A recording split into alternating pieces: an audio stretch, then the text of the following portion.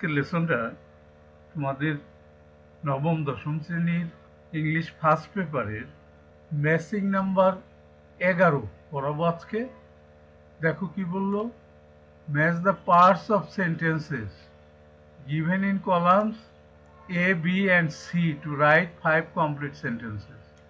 5টা সম্পূর্ণ সেন্টেন্স লিখতে নিচের যে বি সি কলাম আছে সেখান থেকে সেন্টেন্সের অংশ নিয়ে 5টা সম্পূর্ণ অর্থপূর্ণ সেন্টেন্স তৈরি করতে বলা হলো। Column A, column B, column C. আমরা প্রথমে দেখি এখানে কোনো হার্ড ওয়ার্ডস আছে কিনা। কলাম এর থেকে দেখি লাইজ অবস্থিত ডিউরিং সময়ে, রিসেন্ট ইয়ার সম্প্রতি বছরগুলোতে, রিকারেন্সেস বারবার, এক্সপার্ট বিশেষজ্ঞ, আর্থকোয়াক ভূমিকম্প, রেজিস্ট্যান্ট সহনীয় বিল্ডিং কোড। এরপর বি কলাম আছে ওয়ার্নিং সতর্কতা, ফলোড অনুসরণ করা, স্ট্রিক্টলি সঠিকভাবে বা পুঙ্খানুপুঙ্খভাবে, ইন অ্যান অ্যাক্টিভ সক্রিয়, আর্থকোয়াক ভূমিকম্প, রিকার সংঘটিত হওয়া, in recent years have frightened ভীত সন্ত্রস্ত করিয়াছে, এভরিবডি মানে আর কান্ট্রি কোয়াক জোন ভূমিকম্প প্রবণ এলাকা, ফ্রিকুয়েন্টলি বারবার, রিগার্ডিং আর্থকোয়াকস ভূমিকম্প সম্পর্কে। এই ছিল কঠিন শব্দগুলো, সবার কাছে কঠিন নাও হতে পারে। এখন আমরা সেন্টেন্স তৈরি করব। এ নাম্বারে কি বলা আছে দেখো, বাংলাদেশ লাইজ, বাংলাদেশ অবস্থিত। বি কলাম থেকে 3 নাম্বার নিতে পারি, ইন অ্যান অ্যাক্টিভ সক্রিয়, আর সি কলাম থেকে নিতে পারি 2 নাম্বার, আর্থকোয়াক জোন সক্রিয় ভূমিকম্প প্রবণ এলাকায় অবস্থিত বাংলাদেশ। তাহলে কি কি নিলাম আমরা লিখে রাখি। এর সাথে বি কলাম থেকে নিলাম 3 নাম্বার, এটাকে এ দিয়ে রাখলাম আমরা, আর সি কলাম থেকে নিলাম 2 নাম্বার, এটাও এ দিয়ে রাখলাম। এবার আমরা নিচে উত্তরটা লিখে রাখি, এ প্লাস 2 না 3, এ প্লাস 3 প্লাস 2। প্রথম সেন্টেন্সটা আমাদের হয়ে গেল। এবার দ্বিতীয় সেন্টেন্সটা কিভাবে করব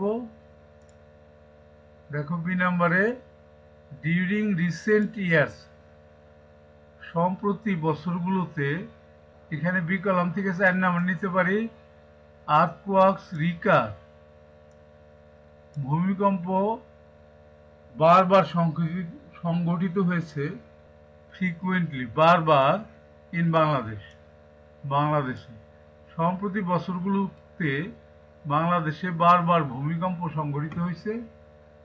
এখানে আমরা বিটা কার কার সাথে নিলাম, এখানে 4 নাম্বারের সাথে বি নিলাম, এখানেও 4 নাম্বারের সাথে বি নিলাম।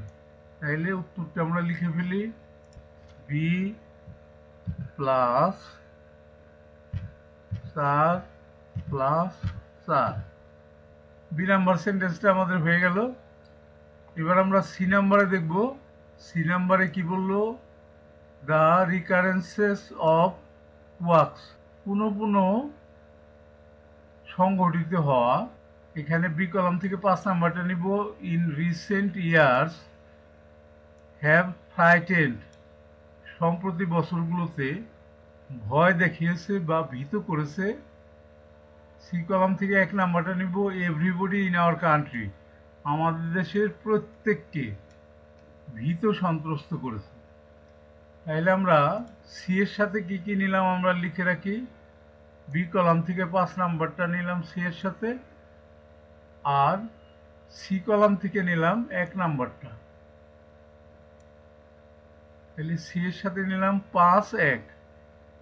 উত্তরটা আমরা লিখে ফেলি এখানে, সি প্লাস 5 প্লাস 1 হয়ে গেল তৃতীয় সেন্টেন্সটা।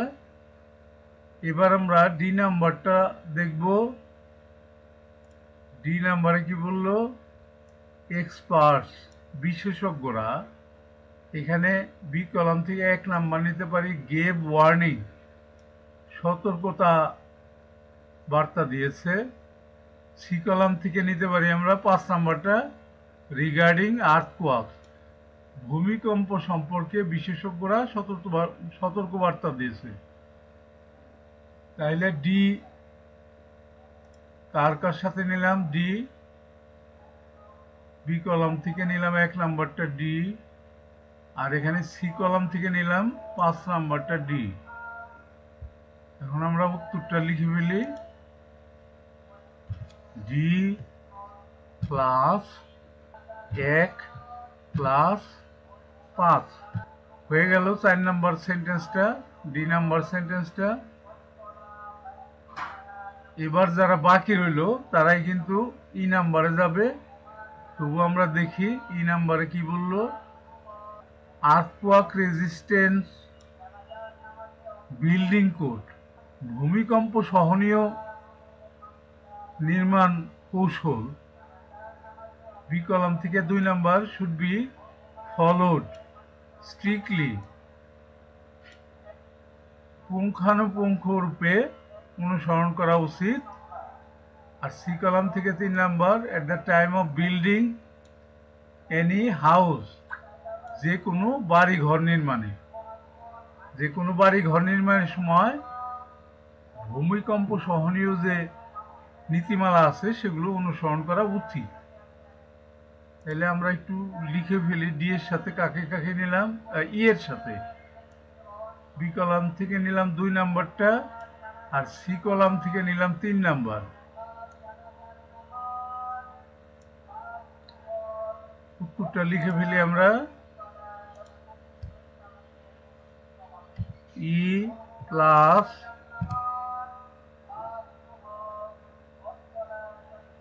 2 প্লাস